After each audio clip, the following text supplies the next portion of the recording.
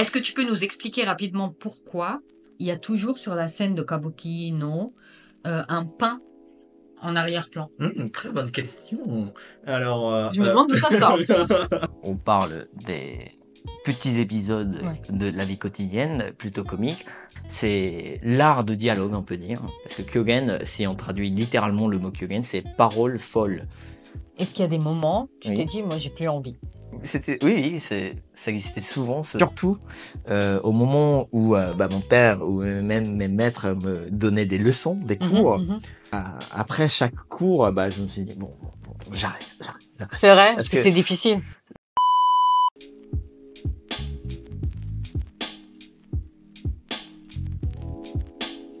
Hello, hello! Aujourd'hui, on est avec Hiroaki. Hajimemashite. Qui est aujourd'hui, qui va nous parler de son métier, le Kyogen. Et on est tous très curieux de savoir ce que c'est le Kyogen. Mais d'abord, est-ce que tu peux te présenter pour les viewers? D'où est-ce que tu viens au Japon? Bonjour, je suis Hiroaki Ogasawa, je suis acteur de Kyogen. Rebonjour. Donc il faut que je me présente rapidement, c'est ça, d'où je viens. Ouais. Alors, c'est un peu compliqué. C'est un peu C'est compliqué. compliqué. J'avoue que c'est un peu Ça commence compliqué. ça va être compliqué. Oui, cette ça va être interview. compliqué cette interview. Voilà. Ok. Attendez à ce que ce soit vraiment. Faut suivre. Compliqué. Oui. Soyez avec moi et avec nous. Pardon. Alors, je suis né sur une petite île, plutôt au nord du Japon, qui s'appelle Sado, l'île de Sado. Yes. L'île d'or, autrement dit. Et je suis né là-bas, mais j'y suis resté à peu près une semaine là-bas, sur cette île. Et après, je suis parti à Osaka et j'ai vécu jusqu'à mes 12 ans à Osaka. Mais mes deux parents... Tes deux parents sont d'Osaka ou... Non, du tout. Mes deux parents sont de Tokyo. Ok, c'est intéressant ça comme choix. J'étais un peu bilingue, je savais parler le japonais avec l'accent Osaka et un autre japonais avec l'accent Tokyo. Et dans la famille, enfin à la maison, je parlais donc en japonais, mais Tokyo-ben. Il y a du Tokyo-ben? Il y a du Tokyo-ben. Ça, c'est intéressant, ça. Ah, oui. Parce que tu vois, on dirait souvent... pas, oui, on dirait pas. C'est le capital, il n'y a pas vraiment d'accent, mais il y en a. Mais c'est ça, c'est un peu comme... C'est vrai? Oui. Tu peux donner un exemple, juste? Je suis super curieuse. Un exemple de Tokyo-ben, en fait, j'aimerais bien vous faire entendre un petit peu le Tokyo-ben, mais sauf que le problème, c'est que le Tokyo-ben que j'entends très souvent, ça vient de mon père, surtout quand il me donne des cours et des leçons, et c'est pas très agréable à entendre. C'est vrai? Oui, très désagréable dans le sens où c'est assez sévère et fort, quoi. Et donc, si je commence, dès le début de cette vidéo à parler en Tokyo-ben, je pense que la plupart vont très vite, switcher. Ça va faire de la mauvaise pub. Voilà, donc, faut attendre à la fin. Ok, mais... je ne veux rien promettre. Suspense, mais on aura un petit cours de Tokyo-ben. Voilà. Intéressant. Je suis un homme mystérieux. Je vois ça. Je vais devoir lui arracher les réponses. T'as beaucoup bougé, mais quelle région te définit le plus? Où tu te sens un peu plus, tu t'identifies un peu plus, pardon. Oui, c'est une question donc qui m'est très difficile parce que mes deux grandes-mères sont maintenant sur l'île de Sado. L'endroit où j'ai plus de membres de famille, c'est l'île de Sado. J'ai pas forcément grandi là-bas, mais j'allais tous les ans à l'île de Sado, tout l'été. C'est quand même très important. C'est très important pour moi. Et après, Osaka, c'est vraiment l'endroit où j'ai grandi et je connais plus géométriquement la ville parce que j'ai vécu quand même jusqu'à mes 12 ans là-bas. Et après, le problème, c'est que en plus de ces trois villes, donc l'île de Sado, et Tokyo et Osaka, il y a une ville qui vient juste de s'incruster dans ma vie, qui est donc la ville de Kyoto, parce que en fait depuis 6-7 ans, je travaille principalement à Kyoto. Je travaille quasiment pas à Osaka, c'est juste à côté, pour ceux qui ne savent pas. Maintenant, j'ai un petit studio pour moi personnellement à Kyoto. Tu veux dire un studio où tu fais des... Un studio où je vis. Oh, tu vis, ok.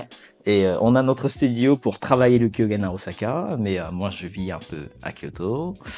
Ma famille Sado, mais dans ma famille, enfin à la maison, je Tes parle. parents aussi, du coup, ils sont à Sado? Ou ils sont à Tokyo, ils sont un peu partout. Ouais. Oui, parce que voilà, mon père, comme il est acteur de Kyogen comme moi, on bouge. Oui, et ma mère aussi, elle s'envole, donc elle va à la fois sur l'île de Sado, des fois à Tokyo, des fois à Osaka, des fois à Kyoto. Et s'envole. C'est mignon. Voilà. En plus d'être mystérieux, je suis très très poète. Waouh. Bah, moi, je serais curieuse. D'habitude, je demande toujours les spécialités de la région d'une personne. C'est pour ça que j'insistais pour savoir. Oui. Et Osaka, Kyoto, c'est assez connu. Mais je suis curieuse du coup pour Sado. C'est quoi des spécialités que tu conseillerais si les gens vont à Sado? Déjà, c'est une toute petite île. Non, je dis toute petite, mais tu sais qu'en France, on en entend de plus en plus parler. Ah oui, l'île de Sado. Ouais. J'ai dit que c'était une toute petite ville, mais en réalité, c'est la 3e île la plus grande japonaise, je crois. La première, c'est Honshu, donc voilà, tout le Japon un peu. Et après, il y a... Alors, je sais pas si on compte Hokkaido et tout ça, mais je pense que sans compter Hokkaido, il y a l'île d'Awaji, à Hyogo. Et après, je crois que c'était l'île de Sado. Donc, c'est quand même c'est pas une île assez grande. Et la particularité, l'île de Sado a vraiment une histoire assez intéressante et longue. Et on a le temps. On a le temps. À l'époque, je crois, d'Edo, c'était connu surtout pour sa montagne et montagne d'or. Je sais pas si ça se dit. Enfin, il y avait des mines d'or, Kinzan. Kinzan, ah ouais. Montagne d'or. C'est la traduction. Oui, et il y avait donc des mines d'or énormes. Et c'est là où on trouvait plus d'or dans tout le Japon. Et donc, c'est un peu grâce à nous qu'aujourd'hui, il existe tout ce qui est pavillon d'or. Du coup, d'accord. Non, je mens un peu. C'est avant. Mais voilà, c'était connu pour ça. Et aujourd'hui, on a donc une montagne complètement creusée et divisée en deux par les mineurs. Et je crois qu'on est en train de faire une demande pour que cette montagne soit intégrée dans la liste des patrimoines culturels historiques de l'UNESCO. Voilà. Mais sinon, avant donc la découverte de cette montagne, l'île de Sado était populaire comme le lieu où on envoie des criminels politiques, pas des criminels, mais par exemple, Napoléon, il a été envoyé... Ils étaient exclus un petit peu de la société, c'est ça? Et donc, à Sado, beaucoup des gens politiques et des gens aussi nobles ont été envoyés à Sado à l'époque. Et en fait, c'était des gens quand même très intelligents et intellectuels. C'était pas des criminels ou c'était pas des voleurs, c'était des gens... Mais du coup, pourquoi ils les envoyaient là-bas? Parce que c'est loin. Et ils voulaient pas qu'ils aient une influence sur le Edo, Japon, sur Edo. Et l'une des autres particularité de Sado, c'est que à Sado, aujourd'hui, on trouve plus que la moitié des scènes de No. C'est-à-dire, au Japon, je pense, il y en a une 50aine. D'accord. Et à Sado, il y a plus de 25, je crois, scènes de No. Pourquoi? Parce qu'ils ont isolé tous ces... Et notamment, ils ont isolé plein de gens, mais notamment le grand Zeami, qui est connu pour l'un des créateurs de théâtre Noh de Kyogen. C'est un lieu donc très isolé du Japon, mais en même temps, il y avait des gens assez intelligents et qui ont donc créé un peu leur propre culture, cette île à l'époque. Et après, le temps passe et c'est devenu populaire grâce à la montagne d'or. Et aujourd'hui, il y a moins en moins de gens, mais... Mais on peut comprendre d'où viennent tes influences, du coup. Oui, un peu. C'est pour ça que je m'attache énormément à de l'or et tout ça.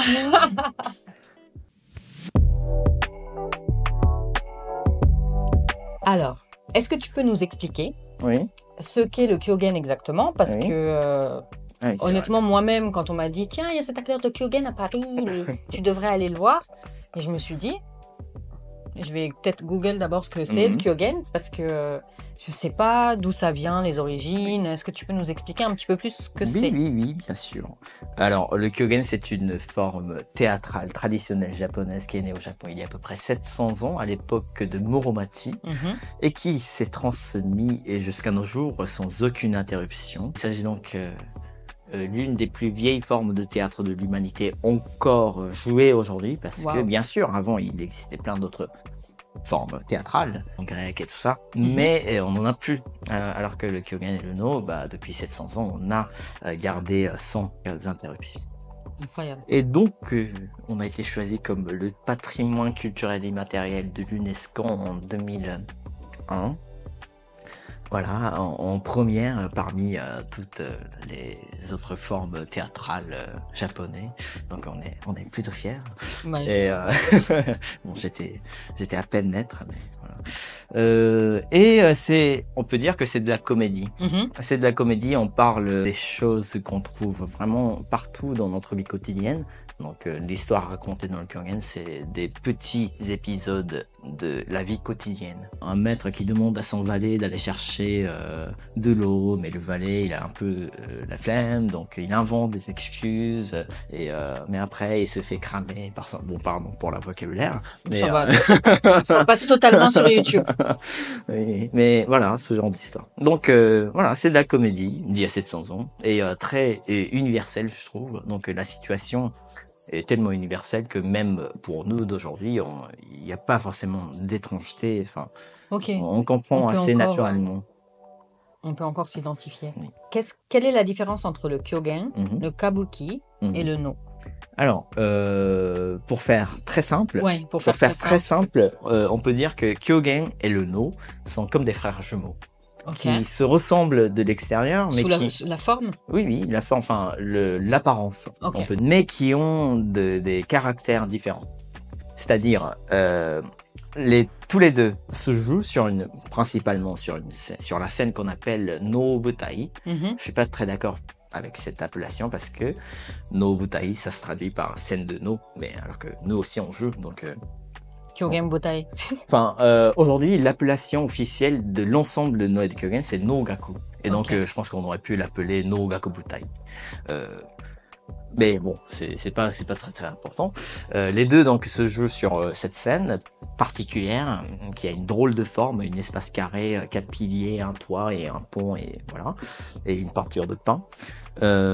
Et on utilise à peu près les mêmes techniques, c'est-à-dire on marche bizarrement en faisant glisser les pas sur scène, ou la manière dont on chante, on danse est assez codifiée et particulière, mais c'est assez, voilà, ça ressemble plus ou moins. Mais vraiment la grande différence entre les deux, c'est que Kyogen, comme je vous ai expliqué tout à l'heure, on parle des petits épisodes de la vie quotidienne, plutôt comiques, et donc on parle beaucoup. C'est l'art de dialogue, on peut dire, parce que Kyogen, si on traduit littéralement le mot Kyogen, c'est parole folle. D'accord, voilà. C'est intéressant ça. C'est très intéressant. C'est pour ça que je dis un peu de tout et n'importe quoi depuis tout à l'heure, et c'est mon métier, donc soyez gentils. Et d'ailleurs, Kyogen, donc c'est de la comédie, et je suis censé faire quelque chose de drôle, et je suis censé dire quelque chose de drôle, de manière générale et principalement. Et donc si vous me trouvez pas drôle, c'est que vous êtes trompé. Voilà, c'est pas de ma faute. Voilà, vous comprenez rien. Voilà. Pardon, c'est ma parole folle. J'avance.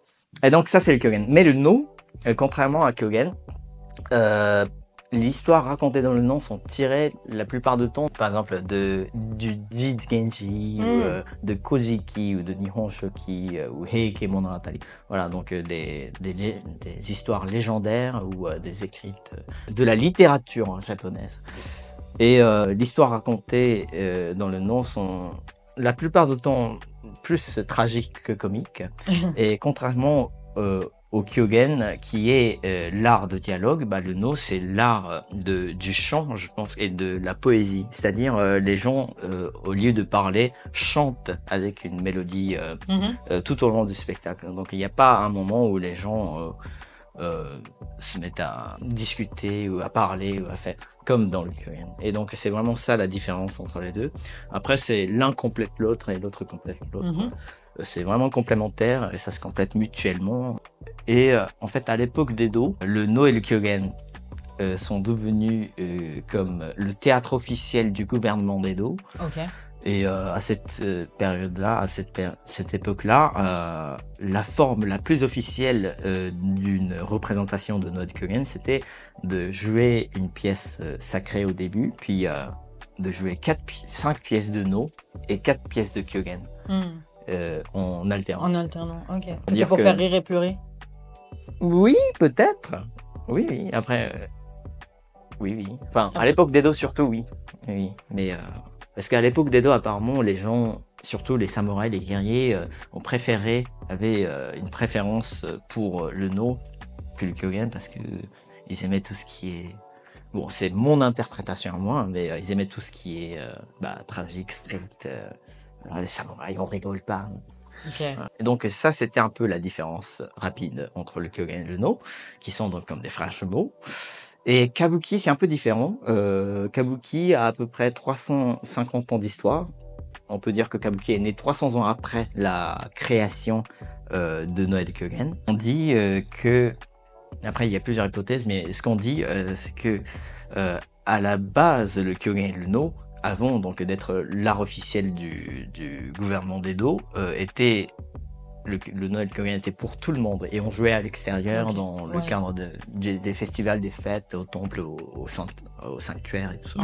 Mais c'est vraiment à l'époque d'Edo que les samouraïs a choisi le No et le Kyogen comme l'art officiel pour eux et ils ont limité l'accès à ces disciplines. Voilà, ces disciplines. Intéressant, ça. Et donc, les Japonais de l'époque ont perdu un peu leur passe-temps, enfin leur culture. C'est à ce moment-là, c'est ce qu'on dit, c'est à ce moment-là que est né le kabuki pour remplacer un peu la perte de cette culture par une autre forme théâtrale. Et donc on sait que, par exemple, on dit que la créatrice du kabuki s'appelait Izumo no Okuni, et on sait que dans sa troupe, il y avait un acteur de Kyogen, et ce qu'elle faisait, c'était un peu, pas de plagiat, enfin comment dire, Elle a repris un petit peu la forme... Les principes, la forme du Kyogen. Oui. Et d'ailleurs, par exemple, le nom kabuki, ça vient du mot kabuku. Tu sais ce que ça veut dire, le mot kabuku? Non. C'est un mot qu'on n'utilise quasiment plus aujourd'hui. Kabuku, ça veut dire anormal. C'est vrai? Oui, c'est vrai. Kabuku, ça vient du mot katamuku, qui signifie pencher. Non, c'est peut-être dans l'autre sens. Kabuku a donné le mot katamuku, je sais plus. Mais en tout cas, kabuku, ça signifie quelque chose d'anormal. Mais pour être anormal, penché, il faut qu'on ait quelque chose à comparer avec pour définir qu'il est penché ou pas. Par rapport à quoi il était penché? C'était par rapport au No et le Kyogen. Voilà, c'est ça. Et donc voilà, c'est vraiment, moi je pense que c'est vraiment né de No et de Kyogen. Aujourd'hui, il y a un autre mot. Tu sais ce que c'est? Ohako. Ohako. On écrit 18番って書いて ohako って読むんですよ。On écrit 18 pièces et on lit ohako. Et aujourd'hui, on utilise ce mot pour désigner les choses dont on est fier. Ça vient, je crois, d'un grand acteur de kabuki qui s'appelle Ichikawa Danjuro, dont le nom existe toujours aujourd'hui. Lui, après Izumo no Kuni, bon, il y a toute cette histoire. Après Izumo no Kuni, il y a eu un autre type de kabuki qui ensuite est censuré, donc ça c'est remplacé par un autre type de kabuki, mais c'est recensuré, donc après c'est des hommes. Il y en a des histoires. Voilà, il y en a des histoires, mais c'est Ichikawa Danjuro qui a repris donc le nom de kabuki. Et lui, ce qu'il a fait, c'est il a choisi 18 pièces de répertoire de No et de Kyogen et les arranger et les kabukiser, enfin je sais pas comment dire, kabukiniser. Bon, les kabukiser, on peut inventer un mot. Oui, kabukiser. Et ces 18 pièces sont considérées aujourd'hui comme des pièces les plus importantes parmi toutes les pièces kabuki. Mais voilà, ces 18 pièces sont venues donc des histoires de Kyogen et de No. D'accord. Donc pour dire qu'il y a vraiment de l'influence et similitude entre les deux, mais kabuki c'est 300 ans après No et le Kyogen, et comme ça a été créé pour le but de remplacer quelque chose qui à la base était pour tout le monde, c'est plus accessible et plus populaire, et c'est pour ça que on en entend plus parler en général, et ils ont la chance de collaborer avec des mangas, avec des... parce qu'il y a plus de, comment dire, de on liberté. peut plus, oui, c'est ça. oui, liberté, c'est sûr. Parce que le Kyogen et le No, jusqu'à la réouverture de Meiji, on l'appelait comme ça, c'était vraiment propre aux samouraïs et c'était pas pour tout le monde.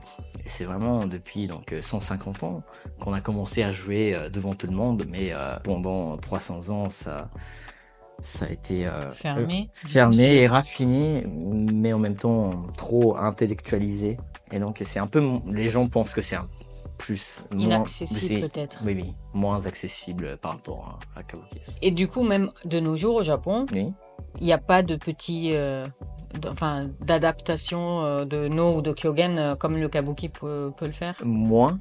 Pas... Mais on essaye de plus en plus. Et par exemple, je crois l'année dernière, il y a un acteur de Kyogen très populaire a créé une pièce de Kyogen et de No à partir de Demon Slayer. Ah ouais? Oui.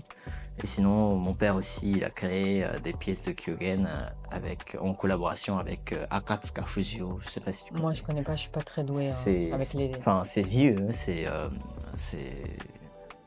Mais t'as jamais entendu parler de Tensai Bakabon ou... Bon. Non, désolé. Non. Je regarderai. Oui, c'est très drôle. C'est absurde et c'est très drôle. Mais en tout cas, on essaye donc de plus en plus à collaborer avec des choses plus populaires et rendre plus accessible le Kyogen. Mais en réalité, même le Kyogen tel qu'il aujourd'hui, c'est pas si inaccessible que ça. Voilà. De par ses origines un peu comiques. Donc c'est déjà... Oui, et en plus, comme je t'ai dit, on raconte des histoires très globales qu'on trouve même aujourd'hui. Donc, un valet qui invente des excuses pour pas rendre service à son maître, ça, on le trouve partout. Et les mots qu'on utilise dans le Kyogen aussi, c'est pas si compliqué que ça. C'est vraiment la fin des phrases qui est un peu différent par rapport à nos phrases d'aujourd'hui, mais sinon les mots qu'on emploie et tout ça, c'est compréhensible. Et c'est très gestuel aussi, et donc c'est pas si compliqué que ça en réalité.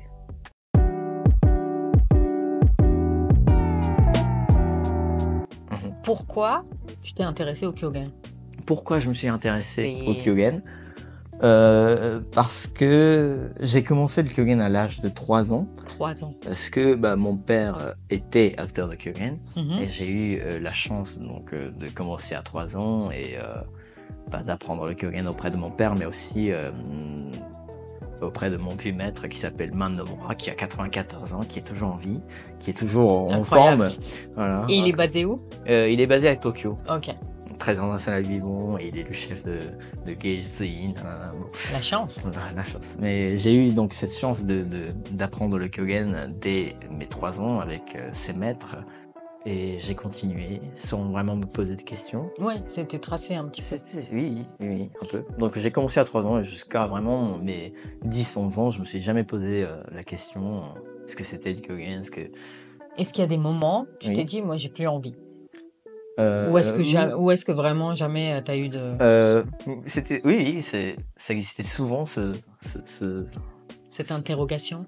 Interrogation, oui. En fait, surtout au moment où mon père ou même mes maîtres me donnaient des leçons, des cours. Après chaque cours, je me suis dit bon, j'arrête. C'est vrai, parce que c'est difficile. Oui, et c'est pas logique. Et je dis ça parce que on est en France et je compte pour vous pour pas. Ne traduisez pas ça et n'envoyez pas ça au papa. Oui. Mais c'est vraiment pas logique. Bon, en même temps, je suis très reconnaissant aujourd'hui, mais à l'époque, quand j'avais 10-11 ans, je comprenais absolument pas pourquoi fallait passer par ça. Et en plus, la manière dont on donne des cours, c'est assez sévère et assez strict. Et à l'époque, je supportais pas vraiment. Donc après chaque, c'est normal, je pense. Après chaque cours, je me disais. Faut que j'arrête, Mais finalement, toutes ces frustrations, par ailleurs, une fois on monte sur scène et on joue devant le public et on est bien accueilli par le public. Et tu comprends que tout ce que tu as fait, ça avait un sens. Aujourd'hui, oui, aujourd'hui je comprends, mais à l'époque je comprenais pas vraiment, mais ça m'a fait tout simplement plaisir de recevoir des applaudissements et après le spectacle, pas souvent mon père, mais mon vieux maître par exemple, il me donnait toujours soit une petite enveloppe, soit donc c'était voilà. D'accord. Ça ramène aussi à la prochaine question que j'avais, parce que dans le kabuki, normalement, tu dois venir d'une famille qui fait du kabuki pour pouvoir devenir acteur de kabuki, non? Alors, c'est ce que j'avais entendu. C'est ce qu'on dit souvent. Ouais. Et donc c'est normal que tu aies entendu ça. Mais c'est pas déjà une obligation. D'accord. Je pense. Parce que, pourquoi je dis ça? Parce que mon père, lui, il n'était pas d'une famille de Kyogen. Lui, il a commencé quand il avait 17 ans. D'accord. Et c'est l'un des rares personnes qui arrivent à vivre seulement en faisant de Kyogen aujourd'hui. Parce que il n'y a pas beaucoup d'acteurs de Kyogen au Japon. On est les acteurs de Kyogen qui vivent vraiment qu'en faisant de Kyogen. Il n'y en a même pas 50, je crois. Ah ouais? Oui, on est moins nombreux que de baleines. J'ai trouvé une perle rare, du coup. Oui, voilà, je suis. Mon père, il n'était pas issu d'une famille Kyogen, mais lui, bon, il y a eu plusieurs miracles. C'est vrai que c'est pas, c'est un cas vraiment très exceptionnel. D'accord. Mais c'est pas une obligation. J'ai eu la chance donc d'être considéré un peu le petit-fils de mon vieux maître dès l'âge de 3 ans. Et donc, il n'y a pas vraiment une obligation d'être né dans une famille ou de kabuki. Même, par exemple, Bando Tamasaburo, l'acteur de kabuki le plus populaire du moment, bah, lui aussi, il n'est pas né dans une famille de kabuki. Mais il est bon, après, il a été adopté et puis il a fini par devenir le meilleur acteur de femmes. Il a été adopté par une famille de... Oui, de kabuki. Oh, okay. Donc c'est peut-être un peu différent, mais quand même, voilà. Ouais. Il n'y a pas cette obligation d'être né. D'accord. Donc si vous voulez commencer, vous pouvez commencer et peut-être que votre fils ou votre fille sera comme moi. Voilà. Un trésor national. Non, une personne qui adore les humours gênants. Je suis très gênée avec lui depuis tout à l'heure. J'essaye de me... Je me tais.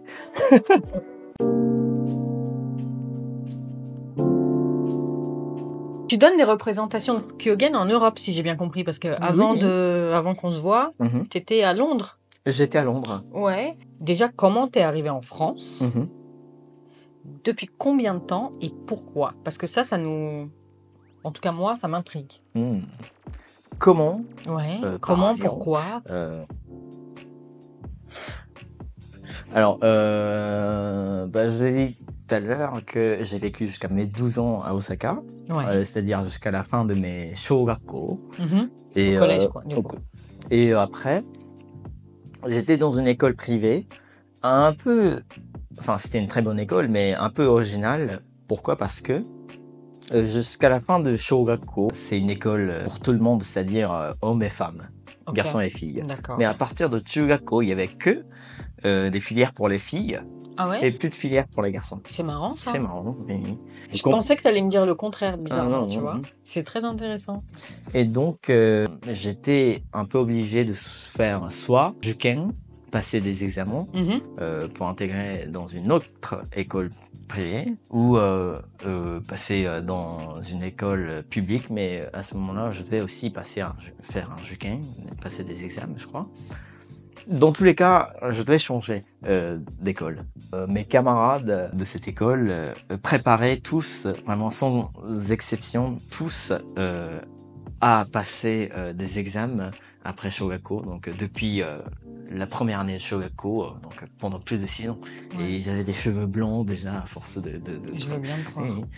Et ça c'est vrai pour le coup. Et mais moi, voilà, je me levais toujours à 7h, je mange à 7h15, 7h30, je pars, 7h45, je suis à l'école, je m'amuse, 8h15, on commence au cours, à 16h15, on finit le cours, je rentre chez moi, je chante, je danse, je fais le Kyogen. J'avais pas vraiment préparé quoi que ce soit.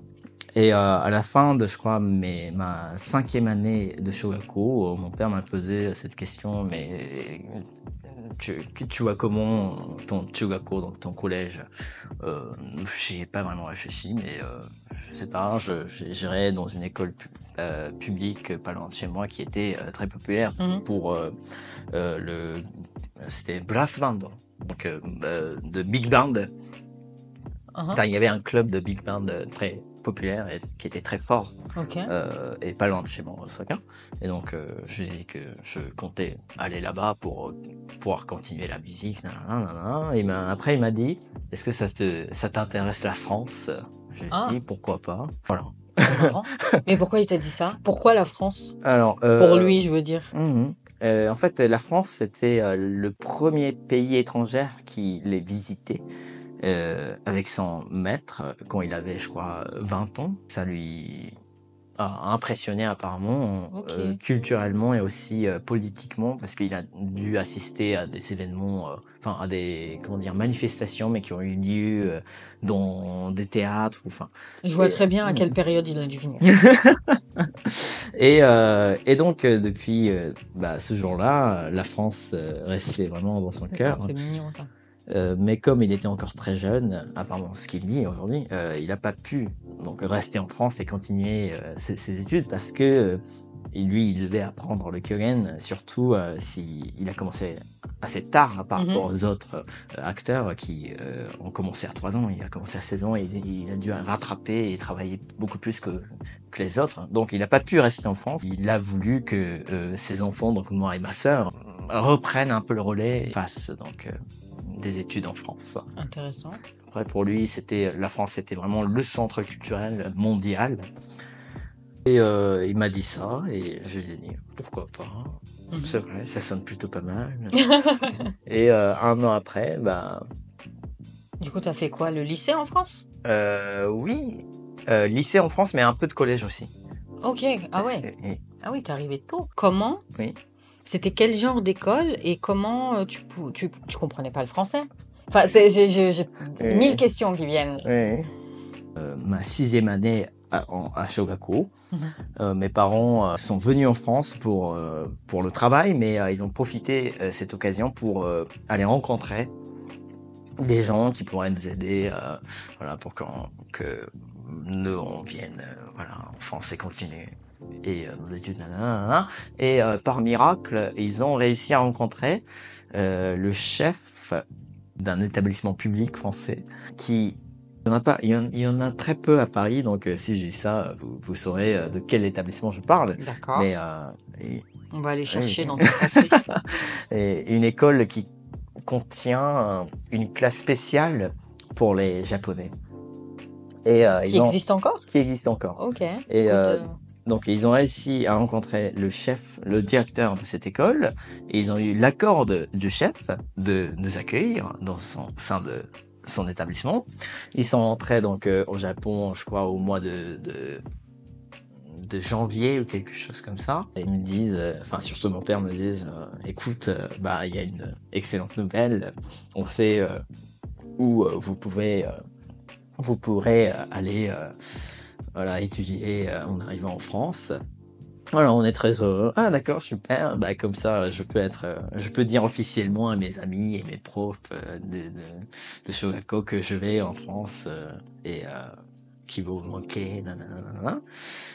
Et donc, au mois de mars, l'école se termine parce que c'est au Japon.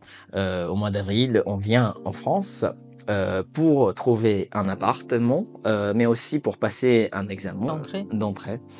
Parce que le directeur nous a quand même demandé de passer un examen, mais il a dit c'est juste histoire de rendre les choses plus formelles. Voilà, on passe et tu fais un petit dessin et voilà, tu passes. Et donc, en arrivant en France, on contacte l'établissement, mais bizarrement, on n'a pas eu vraiment une réponse tout de suite. Ouais. Et on a recontacté, et là il y a un professeur du japonais qui nous répond et il nous dit ok, d'accord, c'est un cas assez exceptionnel, mais on vous fera passer un examen, donc venez ici et passez. Et donc on est passé là-bas. On passe. Tu fais ton dessin? Oui, j'ai fait un autoportrait dans le style de de fauvisme. C'était assez impressionnant. On trouve un appart, on est heureux, on rentre une fois au Japon au mois de mai. Et puis on revient ici, c'était à la fin du mois d'août, je crois, en pensant recevoir soit un courriel ou un mail de la part de l'école qui me dit « Vous êtes accepté, bienvenue dans notre école ». Pour commencer tel jour. Oui, pour commencer tel jour. Mais, qu'est-ce qu'on voit en arrivant en France? On voit que j'ai pas été accepté. Mais non. J'ai pas été admis. Quoi? Ni ma sœur. T'as reçu la lettre en France et c'est en arrivant que tu le sais? Oui. Ils t'ont même pas... Oh, mais mon Dieu. Et je me suis dit, ça veut dire quoi? On est désolé. Et on n'a pas vraiment compris tout de suite ce qui se passait.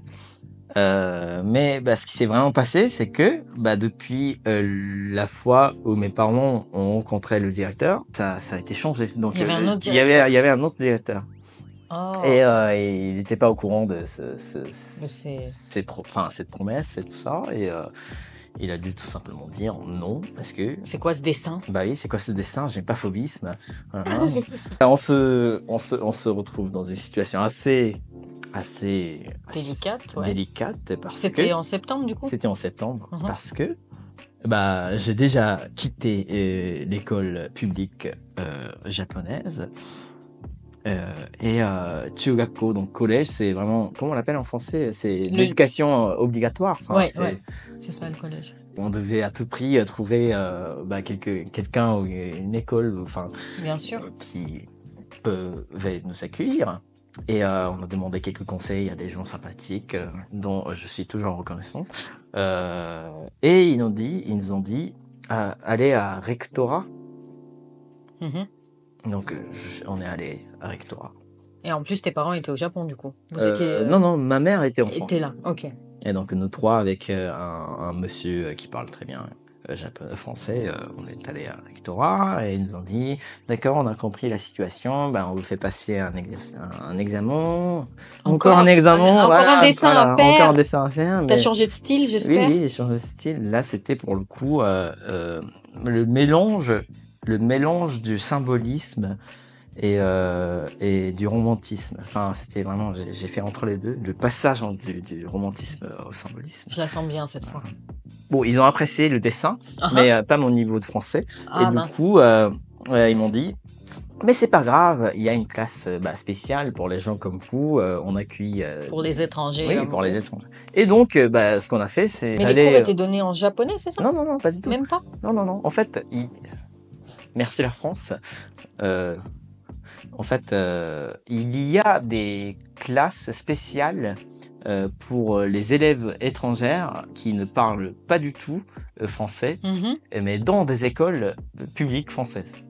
Je savais même pas. Oui, et la filière, ça s'appelait UPE2A à l'époque. Je pense que ça existe toujours. Et donc, j'ai fait cette classe UPE2A pendant 1 an. Donc, 6 heures de français tous les jours. Il n'y avait pas vraiment d'autres matières.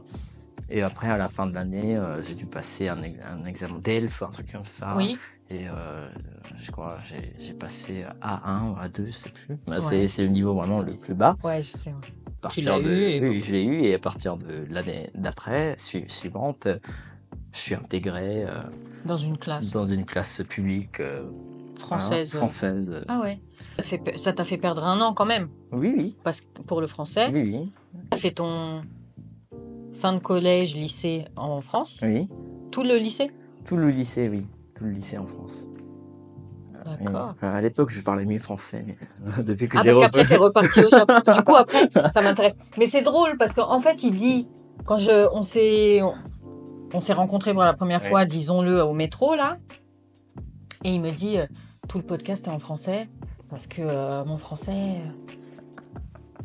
Franchement, si j'en connaissais plus des Japonais qui parlent aussi bien français, je pourrais faire plein d'épisodes. Je suis très modeste, je suis très japonais. C'est très japonais. Ouais. Appréciez-moi. Après le lycée, t'es reparti au Japon? Non, pas vraiment. Non. Enfin, si, parce que la fin de lycée, c'était, je crois, en 2020. Et c'était vraiment le confinement, Covid et tout ça. Et donc, Après le lycée, j'ai été accepté dans une université, mais j'ai plutôt choisi de rester plus au Japon et d'apprendre plus le Kyogen auprès de mon vieux maître et mes maîtres, parce que à l'époque, bon, il était plus jeune qu'aujourd'hui, mais il avait déjà 80 ans, 90 ans. Et, ah oui. Toute la partie où tu étais en France. Oui.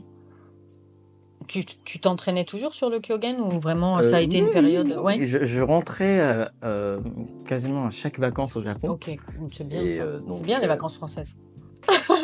J'adore. Et donc je continuais malgré tout le Kyogen. Mais à vrai dire, entre 12, 13 jusqu'aux 18 ans, on travaille, mais on monte pas beaucoup sur scène, surtout dans notre famille, parce que bon, il y a une fameuse phrase de Ziami qui est donc Jibun no Hana, qui signifie la fleur de chaque saison ou chaque moment. Il y a plusieurs interprétations possibles à partir de cette phrase, mais notre famille l'interprète en fait quand on est petit, quand on est bébé, quand on a 3 ans et qu'on monte sur scène. On a une fleur de jeunesse et de pureté. Enfin, juste en apparaissant sur scène, on est apprécié. Et quand on est très vieux, à ce moment-là aussi, on a une fleur. Peut-être c'est la dernière fleur qui reste, mais la fleur qui a survécu, enfin, la fleur de vieillesse. La sagesse, on dit, pour être un peu plus poli. On peut dire. Je rigole. Oui. Non. Et quand on a 60 ans, 50-60 ans, là, techniquement, on est très maturé et le corps aussi, ça se perfectionnise à cet âge-là. Donc on a une fleur vraiment de technique. Mais la seule période, le seul moment où on n'a pas de fleurs, c'est l'adolescence. Ou alors elle veut pas se... Oui, parce que la voix change, le corps change. Oui. Voilà. Oui, c'est vrai. On dit et on force pas d'ado à monter sur scène dans notre famille.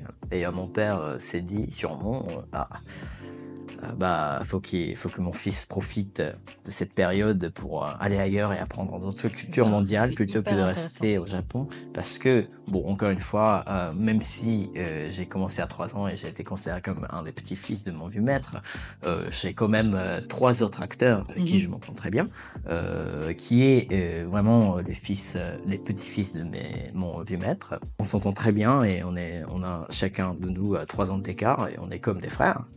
Mais mon père a voulu que j'apprenne quelque chose, que j'ai quelque chose de particulier par rapport aux autres qui pourrait m'aider plus tard, je crois. Et donc c'est pour ça que... Du coup, t'es content quand même aujourd'hui. Oui, plus ou moins. Oui. Plus ou moins. Enfin, content, oui. Content, oui, et j'adore la France, c'est sûr.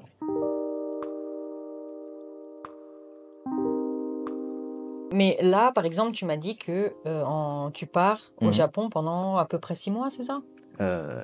Non, 6 mois quand même pas, 4 mois. 4 mois. Oui, et donc, oui. Pour faire du Kyogen. Pour faire du Kyogen. Et je reviens donc là-dessus. Après lycée, donc, j'ai passé, pendant 2-3 ans, j'ai passé principalement au Japon, mettons.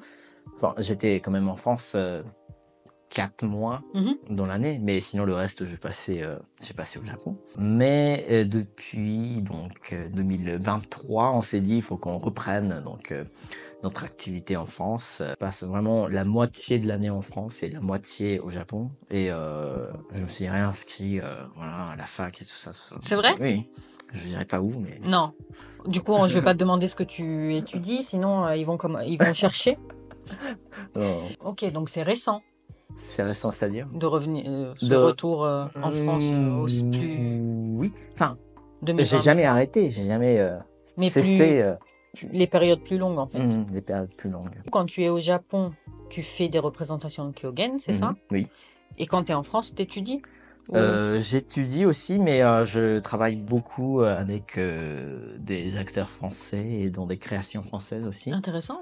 Mais de Kyogen ou... Non, pas du tout. Pas du tout, on est d'accord. En tant qu'un comédien. Génial. Et tu fais quoi avec... Quel genre de travail avec ces acteurs français? Quel type de...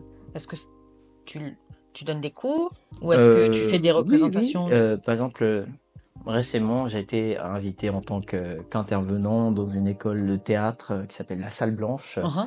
dirigée par Xavier Gallet. Pendant 3 mois, j'ai donné des cours de Kyogen Génial. aux élèves de là-bas, mais aussi je joue dans la pièce qui s'appelle L'expérience de l'arbre, écrite par Simon Gaucher. Très bonne pièce. Et qui, bon, à la base a été créée par un autre acteur de nous. Mais Uh-huh. depuis quelques années, je reprends son rôle parce que, bon, lui, il peut plus venir en France souvent. D'accord. Aussi fréquent. Fréquemment. Sinon, voilà, j'ai plusieurs projets. Par exemple, là, hier, on a fait une première répète d'une nouvelle création qui serait donc, on va mettre en scène un roman. Sera accompagné donc d'un orchestre et de la musique contemporaine composée pour cette création par un compositeur. Sinon, j'ai un autre projet avec un grand acteur de théâtre baroque français. Génial. Donc, heureusement, j'ai cette chance aussi de rencontrer des gens incroyables en France, dans le monde théâtral, et qui me donnent des voix et des chances de tenter des nouvelles choses. Oui, c'est super. Donc, quand je suis en France, je profite, à enrichir ma vocabulaire théâtral ou gestuel ou vocal. Uh-huh. Et quand je suis au Japon, je suis vraiment à fond. Kyogen. C'est super. Super intéressant. J'adore. Est-ce que, en ce qui concerne le Kyogen, tu t'as déjà répondu, mais en France, tu fais des représentations vraiment de Kyogen en japonais? Oui. Et est-ce que par la gestuelle enfin, c'est pas en français, on est d'accord que c'est en japonais? C'est en japonais. C'est en japonais. Est-ce que les Français, ils comprennent l'humour? Alors, oui. Du Kyogen. Moi, je pense que oui. T'as des rires Oui, quand tu te... Mais c'est donc, on joue en japonais ancestral, d'il y a 700 ans. Donc même un japonais d'aujourd'hui pas tout à fait comprendre. Mais on joue en japonais, mais c'est toujours surtitré en français et en live. Les surtitrages, c'est pas des surtitrages mécaniques, qui est envoyé mécaniquement comme ça. C'est vraiment lié avec le texte et des gestes et tout ça, parce que je le fais moi-même et je tiens énormément. Génial. Jusqu'à présent, on n'a jamais eu de retour qui dit que c'était incompréhensible, au contraire. On est mieux accueillis que par les Japonais au Japon. C'est vrai? Oui. C'est super intéressant. Mais je pense que, il y a une curiosité du français peut-être. Parce que moi, j'avoue que moi, je trouve que c'est tellement codifié, le no, personnellement, que les fois où j'en ai vu, personne m'a expliqué. C'est juste, tiens, il y a une représentation de no, je m'assois avec mon beau-père et mon mari, et je regarde, et j'étais là. Et je comprends pas. Je comprends pas. C'est difficile s'il n'y a pas quelqu'un pour introduire la discipline. Ça c'est sûr. C'est pour ça que je me posais cette question. Quand on joue, déjà il y a tout le temps une partie d'introduction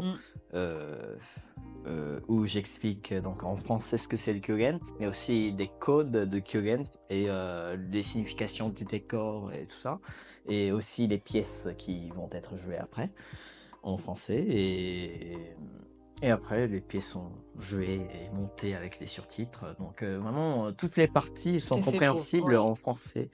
Enfin, surtout notre spectacle qu'on fait à Paris, en France. Et donc, oui.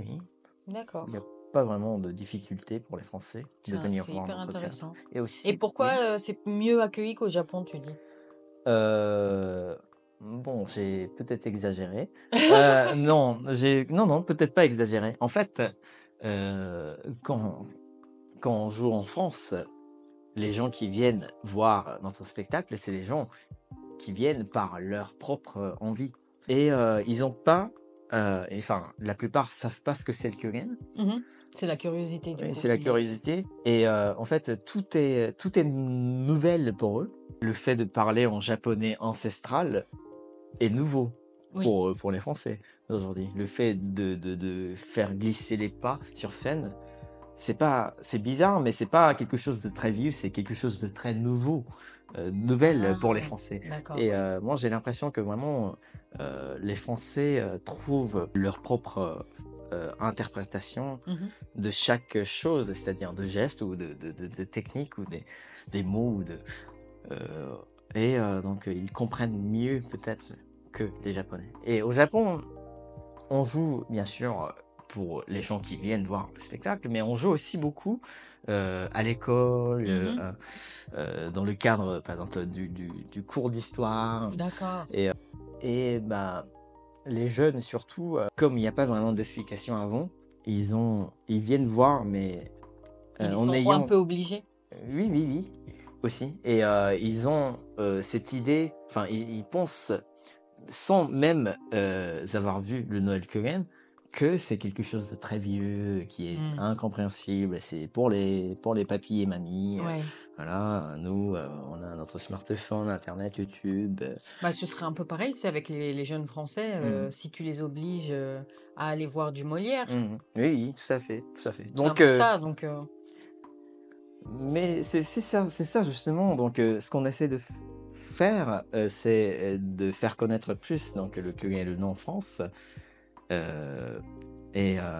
Pourquoi j'ai dit c'est ça? C'est parce que on est aujourd'hui plus facilement influencé par quelque chose d'étrangère que quelque chose qui est propre à nous-mêmes. Son propre pays, c'est vrai.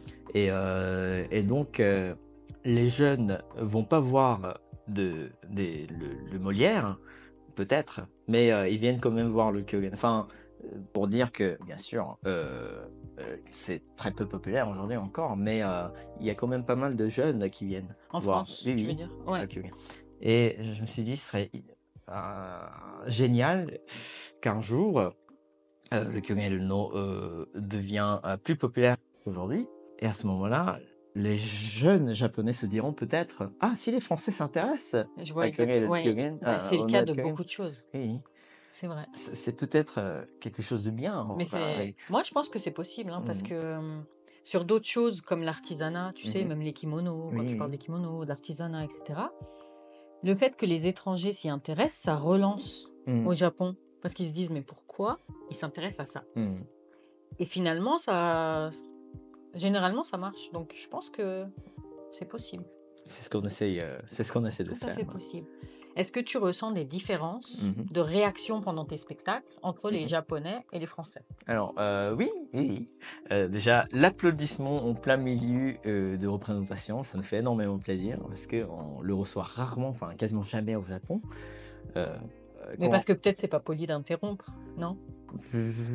Enfin, culturellement. Ça nous dérangerait pas, mais juste au Japon, ça se fait jamais. D'accord. Mais en France, on a vraiment des réactions directes en live. C'est très agréable.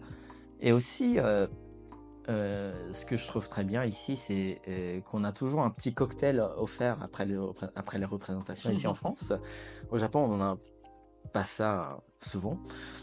Nous, on fait ça un peu donc en France. Après notre spectacle, on vient rentrer un peu le public.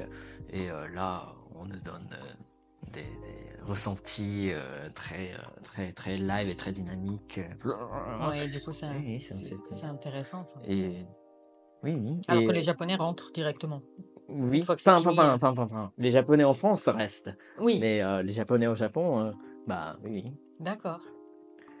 J'aime bien recevoir quelques bravo à la fin de. Oui, ça m'est déjà arrivé, ça m'a fait énormément plaisir aussi.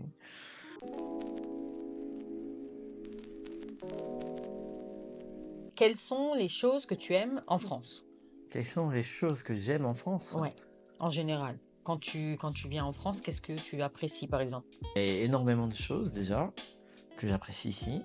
En France, je fais pas beaucoup d'activités. Enfin, je travaille quand même beaucoup au théâtre. Donc, je fréquente quasiment que le théâtre. C'est-à-dire, je vais pas en boîte, je vais pas en... Voilà, pas beaucoup. les choses que j'admire et je trouve exceptionnelles en France, forcément en lien avec le théâtre. On a déjà le fait d'avoir énormément de théâtre dans la ville, je trouve ça exceptionnel. C'est pas mal. Et le fait d'avoir le théâtre dans les choix des choses à faire un dimanche par exemple. Enfin, c'est-à-dire, on peut, dans une discussion, on peut... Bon, c'est peut-être parce que je fréquente que des gens du théâtre que c'est le cas. Mais des fois, on peut hésiter entre un film ou une pièce de théâtre ou un parc d'attractions, par exemple. Et le fait d'avoir le théâtre dans ses choix, moi, je trouve ça incroyable parce qu'au Japon, les jeunes, surtout, on n'y pense même pas. On pense... C'est pas une option de divertissement. Oui, c'est pas une option de divertissement. J'apprécie. Mais c'est intéressant parce que personne d'autre va répondre comme ça à cette question. Ah oui? Tu vois? Bah non. Je pense que ça, c'est une particularité vraiment de ta passion pour le théâtre. Donc, c'est intéressant de voir ce point de vue-là parce que les Français, peut-être, se rendent pas autant compte de la chance qu'on a d'avoir accès à ce genre d'activité culturelle avec autant de facilité, peut-être. Et en plus, c'est vraiment pas cher ici. Ah ouais, il y a ça aussi. Oui, c'est vrai ça. Bah, moi, je voulais aller voir une représentation de kabuki, par exemple, parce que c'est le seul truc le plus, tu vois, quand je suis... je vais souvent à Kyoto et je vois souvent le kabuki. Oui, kabukiza. Le kabukiza. Minamiza, pardon. Ouais, et à chaque fois, je dis à mon mari, j'aimerais bien une fois y aller.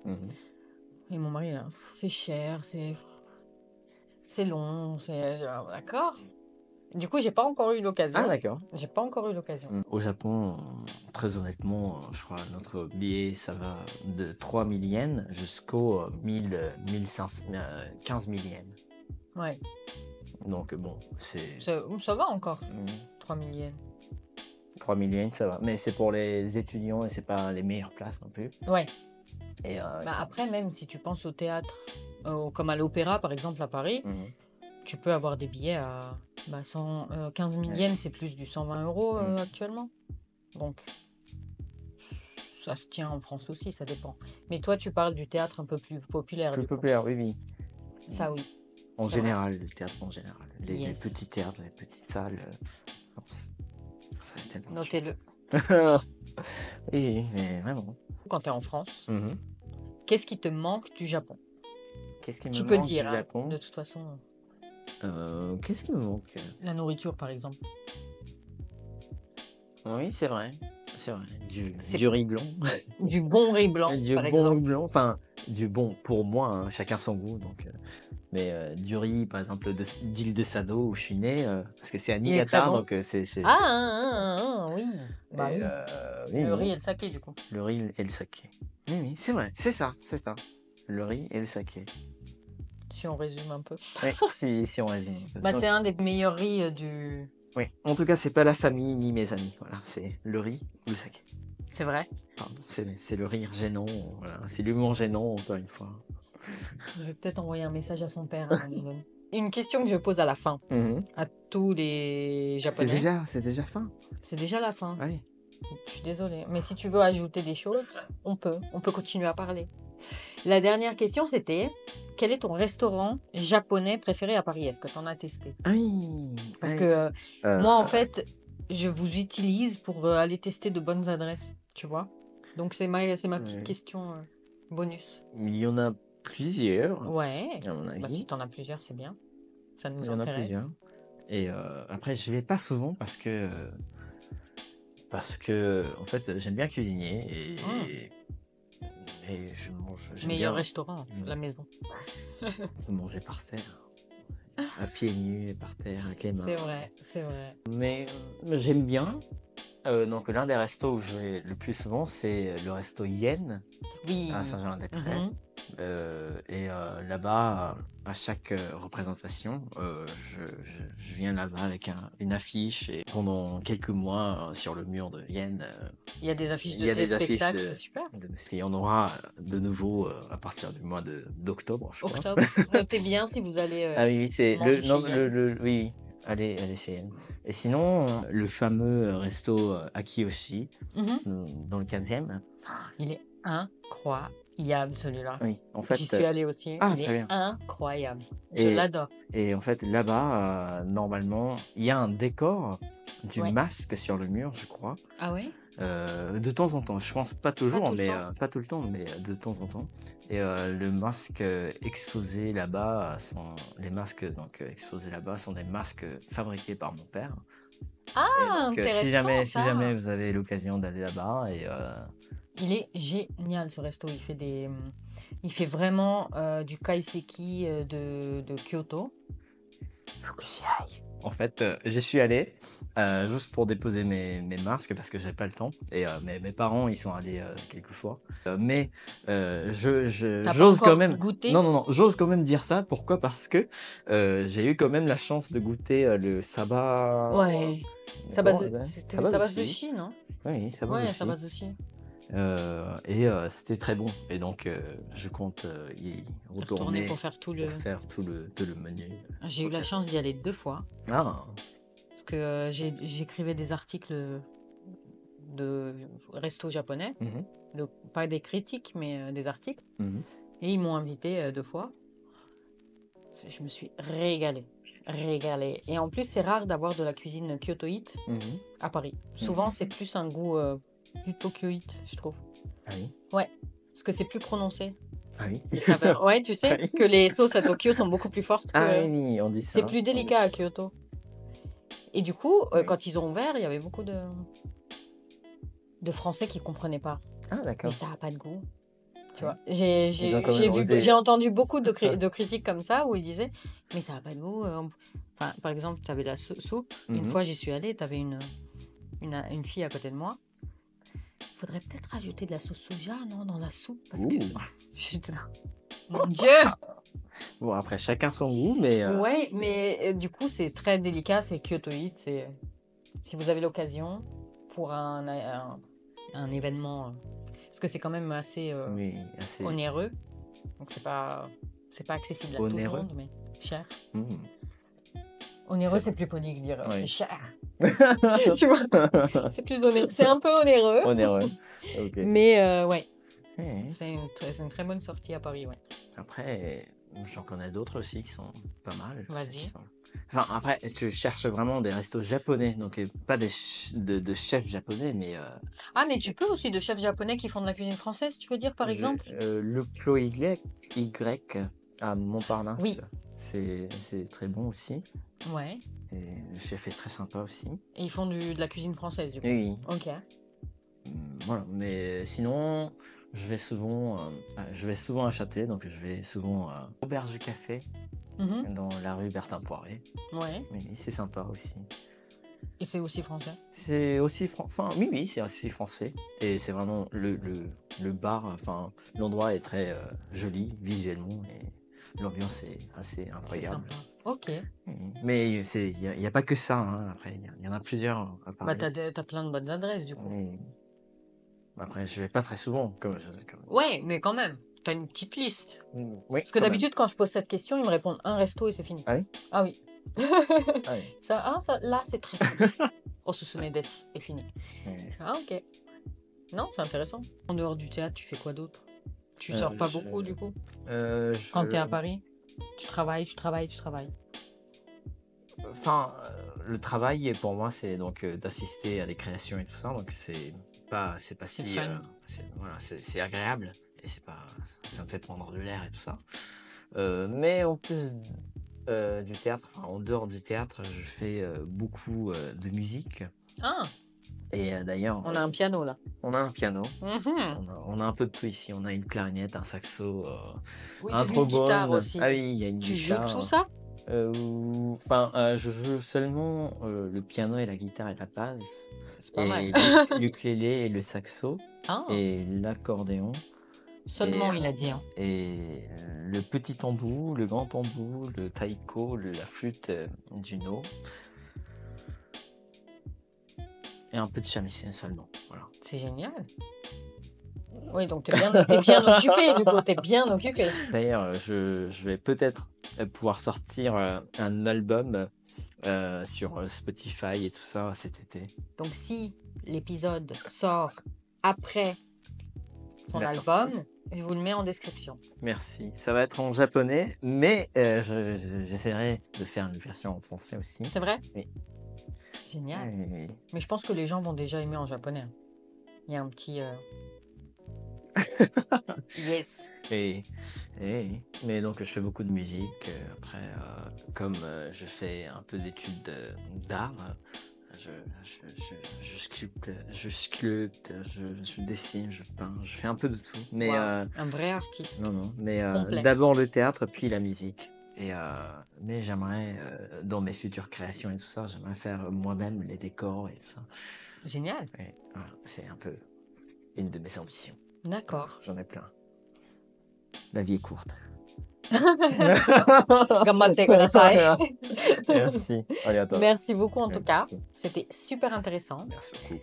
N'hésitez pas, si vous voulez plus d'épisodes, à suivre, liker, commenter. Abonnez-vous. Abonnez-vous, merci. Abonnez-vous. Ah d'ailleurs, une petite chose, je peux ajouter une petite chose. Vas-y. Si la vidéo sort soit en septembre, soit en octobre. Oui, avec plaisir si tu as des nous, choses on à dire. joue à Paris le 17 novembre, à Paris Saint-Germain-des-Prés, le spectacle propre à nous du Kyogen. Donc, comme je vous ai parlé, il y aura une partie introduction, puis 2 pièces de Kyogen surtitrées.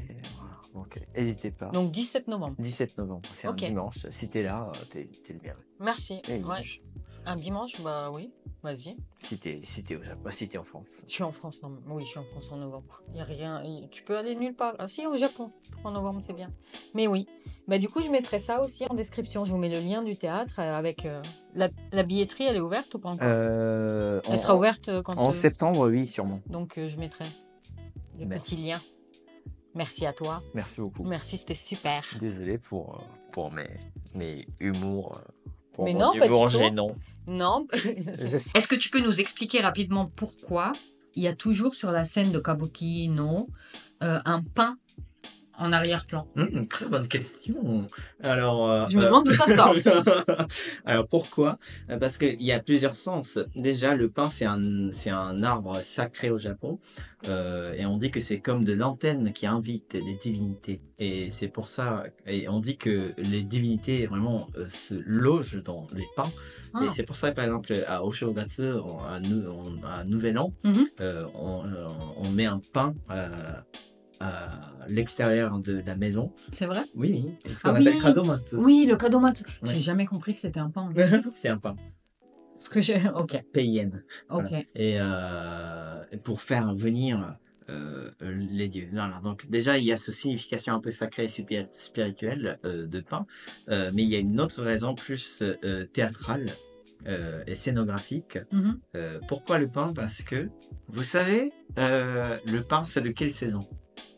Est-ce que c'est du printemps? Est-ce que c'est de l'été? C'est de l'automne? C'est de l'hiver? Très bonne question. Je vous laisse réfléchir. Vous mettez en commentaire. 2, 1, 0,5, 0,3, 0,2, 0,1, 0. Alors, il n'y a pas de saison pour le pain. Il ne perd pas ses feuilles, c'est-à-dire il garde ses feuilles vertes tout au long de l'année. Et le pain existe partout au Japon, du nord au sud, de Hokkaido à Okinawa. Et ça existe dans les montagnes, mais aussi sur la plage, par exemple.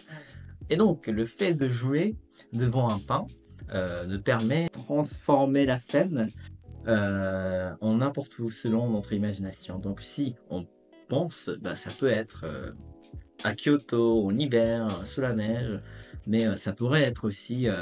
à Kagoshima en été, dans les montagnes, etc. Et donc c'est vraiment un fond vert.